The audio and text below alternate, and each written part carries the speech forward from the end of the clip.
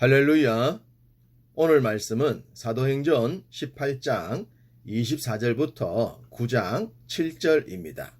요한의 세례를 넘어 라는 제목으로 말씀을 나누겠습니다. 사도행전 1장 8절은 성령이 임하면 땅끝까지 이르러 주의 증인이 되어야 한다고 말씀합니다. 당시 사람들은 어디가 땅끝이라고 생각했을까요? 어쩌면 유대인들은 예루살렘이 세상의 중심이니 예루살렘이 세상의 시작과 끝이라고 생각했을 수도 있습니다. 아니면 당시 세상을 지배했던 로마의 수도가 땅끝이라고 생각했을 수도 있습니다. 그래서 바울이 로마도 보아야 하리라고 했던 것이죠. 거기서 한 걸음 더 나아가 서바나, 지금의 스페인일 수 있습니다. 바울이 오랫동안 서바나로 가려고 했었다고 했기 때문입니다. 서바나는 지중해의 제일 먼 끝자락에 위치했기 때문에 당연히 땅끝이라고 생각했을 수도 있었겠죠. 지금처럼 5대양 6대주를 생각하지 못했던 시대였으니 말입니다. 예루살렘에만 머물러 있던 복음은 스데반의 순교로 흩어지게 되었고 자연스럽게 예루살렘을 벗어났습니다. 당시 사역자들이 깨닫지도 못한 가운데 복음은 흩어지고 있었던 것입니다. 그러던 중 하나님께서 사울 곧 바울을 부르셨죠. 이방인을 구원하시려는 그릇으로 말입니다. 이로부터 복음은 땅끝을 향해 쉼없이 전진하게 됩니다. 흩어진 자들에 의해 안디옥에서 교회가 탄생하고 그리스도인이라는 이름이 생겨나면서 이방인 선교의 문이 열립니다. 정확하게 땅끝을 향해 가겠다는 말씀은 없어도 선교지를 되돌아보고 제자들을 굳세게 하기 위한 발걸음이었지만 되돌아보면 2차 선교 여행이 되었던 것입니다. 그리고 선교팀이 가는 지역마다 놀라운 변화들이 나타났습니다. 비록 강력한 유대주의자들에 의해 곤란한 일들이 많았지만 이방인들이 무서울 정도로 변화를 일으켰기 때문입니다. 더디지만 유대인들도 그와는 반대로 빠르게 이방인들이 주께로 돌아왔습니다. 바울이 선교 중에 만난 동역자 중에 가장 유명한 부부가 브리스길라와 아굴라라고 생각됩니다. 아굴라는 본도 출신 유대인이었죠. 그런 그가 예수 그리스도를 만난 것입니다. 유대인으로서 예수를 그리스도로 고백했던 사람입니다. 이 부부는 바울이 신뢰할 수 있는 믿음의 사람들이었고 복음에 확실했었습니다.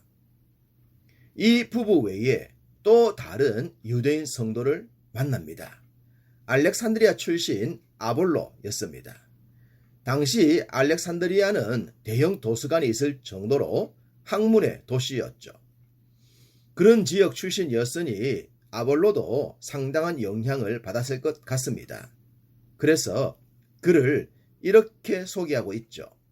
이 사람은 언변이 좋고 성경에 능통한 자라고 말입니다.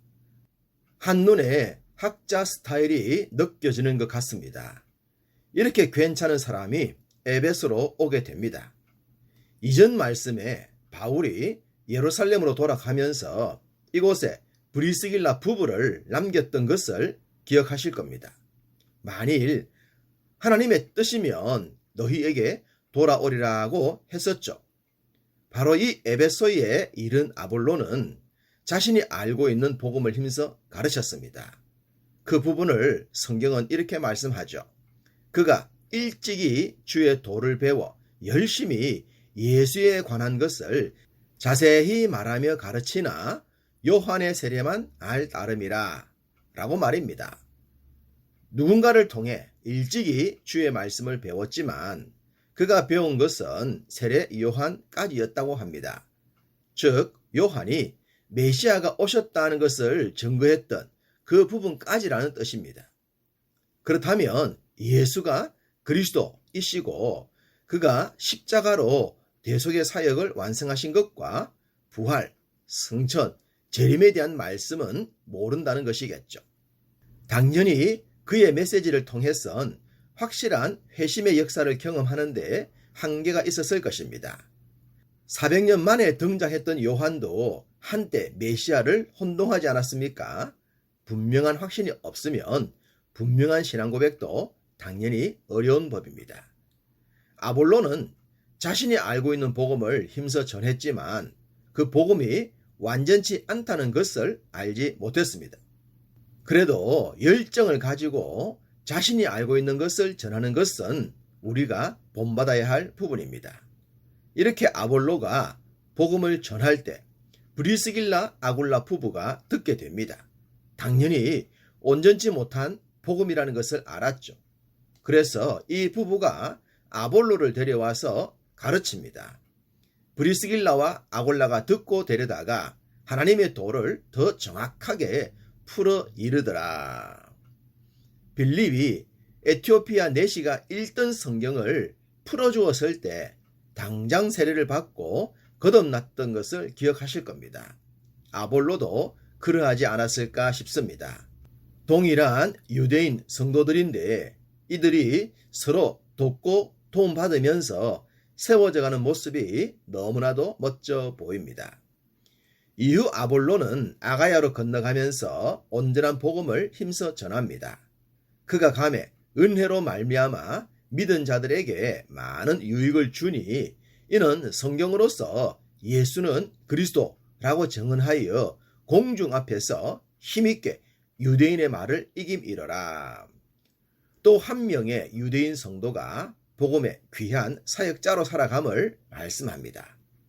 믿는 자들에게 유익을 주었고 예수가 그리스도이심을 알지 못하는 유대인들에게 복음을 힘써 전했습니다.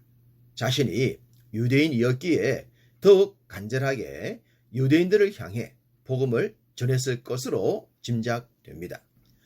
아볼로가 아가야, 즉 고린도에 있을 때에 바울은 에베소로 오게 됩니다.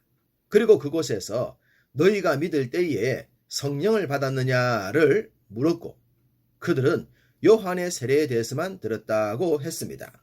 마치 아볼로가 브리스가 부부에게 교육받기 전의 상태와 같지 않습니까?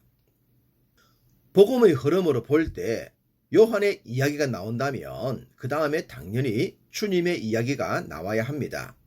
마치 엘리야가 나오면 엘리사가 나와야 하듯이 말입니다.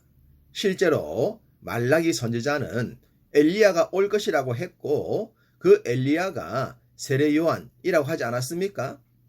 너무나도 당연했을 수순인데 놀랍게도 사람들은 세례 요한과 그의 세례만 들었다고 합니다. 요한이 말라기 선지자 이후 400년 만에 등장했기 때문에 그랬을까요? 왜 우리가 복음을 전하고 가르쳐야 합니까? 아볼로처럼 에베소 사람들처럼 요한의 얘기까지만 알고 있으면서 온전한 복음을 알고 있다 생각할 수 있기 때문입니다. 정확하게 풀어 가르치지 않으면 복음 전체를 볼 수 없고 그러면 온전한 믿음으로 성장하기도 어렵습니다. 바울은 요한으로부터 그가 예언했던 오실 분이셨던 예수님까지 풀어 가르쳤습니다.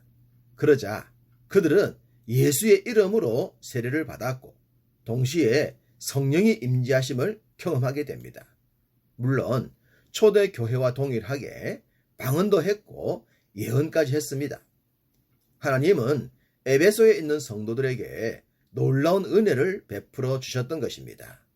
성경은 이 놀라운 은혜에 든 사람이 12명쯤 되었다고 합니다. 왜 12명쯤 되었다고 하셨을까요? 굳이 12라는 숫자에 적용을 할 필요는 없겠습니다. 다만 복음의 확장과 변화가 분명하다는 것을 의도적으로 나타낸 것으로 보입니다. 바울에게 에베소는 특별한 곳이었습니다. 이곳에 약 3년간 머물면서 사역을 했을 정도로 일할 것이 많았던 곳입니다. 그리고 이곳에서 로마 선교를 향한 구체적인 꿈까지 품었기 때문입니다. 비전을 품고 비전을 이루기 위해 열정을 가지고 살아갈 수 있는 곳, 그곳이 우리가 있어야 할 곳이지 않을까요? 지금 우리가 있는 장소가 그 장소라고 확신할 때 우리의 삶은 열정으로 충만하게 될 줄 믿습니다. 오늘도 여러분의 열정이 여러분이 계신 곳에서 충만하시기를 간절히 소원합니다.